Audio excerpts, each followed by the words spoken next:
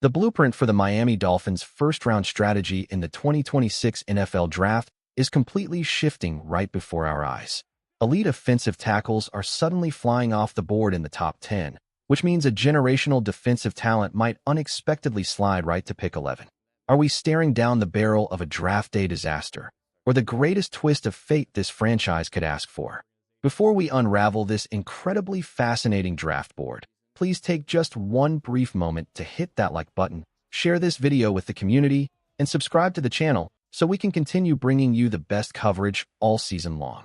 As we move within 10 days of the draft, the fog is finally beginning to lift, revealing a much clearer picture of what might unfold when Miami officially goes on the clock.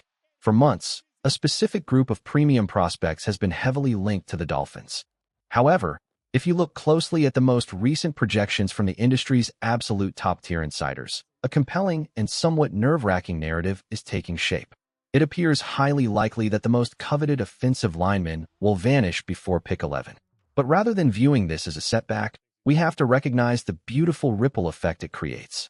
If the offensive tackles are gone, it guarantees that an elite, top-tier defensive playmaker will be sitting there waiting for Jeff Hafley and John Eric Sullivan to make the call. How much stock should we really place in these late-stage projections? When it comes to individuals like Daniel Jeremiah and Peter Schrager, the answer is a tremendous amount. Let us start by looking at a recent top 10 mock draft Daniel Jeremiah constructed alongside Rich Eisen. A few genuinely surprising things stood out immediately. We saw the New York Jets actively trading up, striking a deal with the Washington Commanders to secure Ohio State wide receiver Carnell Tate. We also saw Texas Tech edge rusher David Bailey continuing his remarkable ascent, locking in as the number 2 overall pick, a trend that feels practically cemented at this point. Meanwhile, we watched Notre Dame running back Jeremiah Love inexplicably fall all the way down to the 9th overall pick. Interestingly, dynamic Miami edge rusher Reuben Bain Jr. was nowhere to be found in Jeremiah's top 10. The picture becomes even more compelling when you lay Jeremiah's mock draft next to the latest projections from Peter Schrager. Many consider Schrager to be the gold standard in this business, primarily because he does not base his boards on personal player evaluations. He crafts his mock drafts strictly based on the whispers and concrete intel he gathers directly from general managers and front offices. Schrager is famously opposed to predicting trades, yet his board shared eerie, undeniable similarities with Jeremiah's. Both insiders confidently placed David Bailey at number 2. Both had Arizona State wide receiver Jordan Tyson sneaking into the top 10. Most importantly for Miami, both experts had the top 2 offensive tackles, Utah's Spencer Fano and Miami's Francis Mauigoa, completely off the board within the first 10 selections. These alignments between 2 of the most connected minds in football are not mere coincidences. They are calculated signals. Both Schrager and Jeremiah projected Spencer Fano to the Cleveland Browns. Fano has been linked to the Dolphins countless times throughout this pre-draft process. Sources have quietly indicated that John Eric Sullivan and the rest of the Miami front office are massive fans of the 3-year Utah starter. He possesses the fluid versatility to seamlessly play both left and right tackle, and he possesses the natural leverage to kick inside and dominate at guard if required. Fano is a spectacular football player, and selecting him at 11 would be a brilliant, universally applauded move. But if Schrager is hearing that Fano is a top 10 lock, the Dolphins must be prepared to pivot. While this is a remarkably deep class for offensive linemen, the drop-off after Fano and Mauigoa is a conversation worth having. Players like Blake Miller, Caleb Lamo, and Caden Proctor are all outstanding, highly capable prospects who will undoubtedly hear their names called in the first round. The pressing question is whether Miami is willing to reach for one of them at 11, or if they would rather secure an elite defensive talent and address the offensive line later. If Spencer Fano and Francis Mauigoa are both drafted in the top 10, the mathematical reality of the draft board swings heavily in Miami's favor. Think about the players projected to go early. You have David Bailey and Arvell Reese coming off the edge. You have Jeremiah Love in the backfield. You have Sonny Styles stepping in as a versatile defensive chess piece. You have at least one wide receiver, if not 2, with Carnell Tate and Jordan Tyson.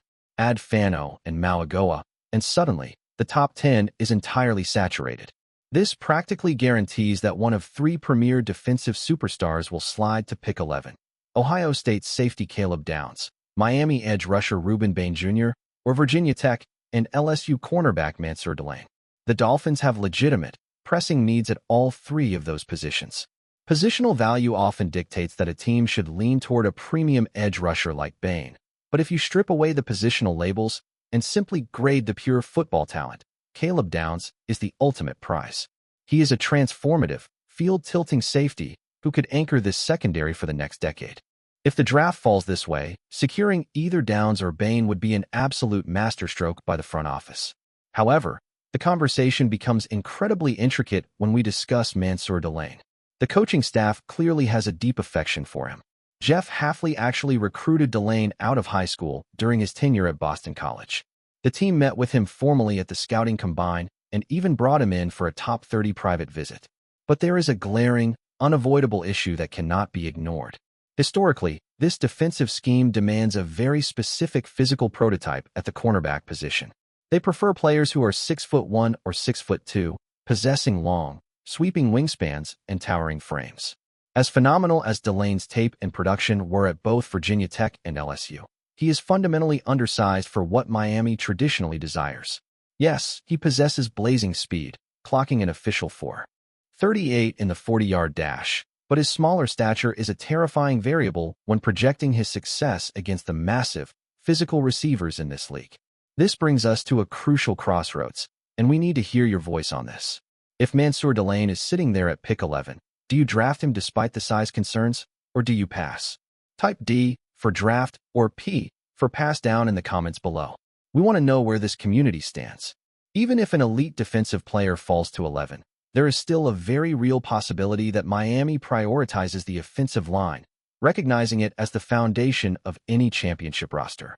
If they take this route with the tackles gone, there is one specific player who completely justifies the selection: Penn State interior lineman Vega Ioane. This young man is an absolute force of nature. Respected draft analysts have quietly compared his sheer dominance and physical profile to Quentin Nelson. He is a devastating run blocker and a virtually immovable object in pass protection. He rarely ever surrendered to pressure during his time in the incredibly physical Big Ten Conference.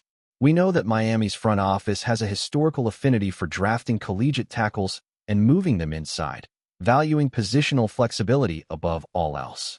It is the exact reason they are drawn to a player like Spencer Fano. Vega Ioane does not offer that four-position versatility. He is a pure, unadulterated left or right guard who will likely never snap the ball or play on the edge. But what he does offer is a decade of all-pro caliber stability on the interior. When you evaluate the current state of Miami's offensive line, the need becomes glaringly obvious. The team possesses a massive franchise left tackle in Patrick Paul and a highly effective center in Aaron Brewer.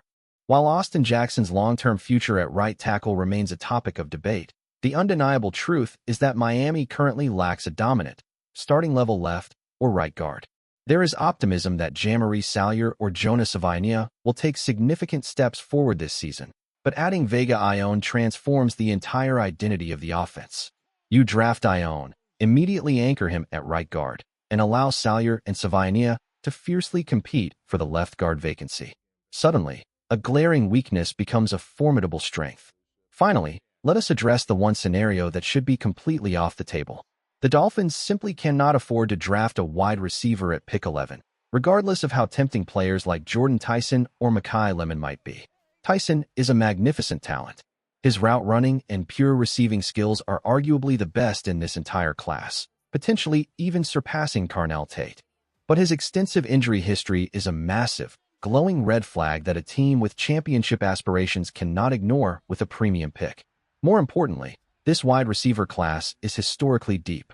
Miami can easily navigate the first round by building the trenches or the secondary, and then seamlessly transition into day two to find immediate offensive contributors. Players like Tennessee's Chris Brazzell II, Alabama's Jeremy Bernard, or incredibly talented prospects like Ted Hurst, Bryce Lance, and Jacoby Lane will all be available in the second or third rounds. They might not be immediate superstar number one targets, but they are highly capable secondary options who can step onto the field on Sundays and make a tangible impact right away. The strategy is clear. Secure a foundational piece for the offensive line, draft a premier defensive stopper, and let the wide receivers fall to the later rounds. It is the smoothest, most logical path forward for this franchise. Thank you so much for spending your time with us today. Be on the lookout for another deep dive video coming later, and as always, keep the passion alive.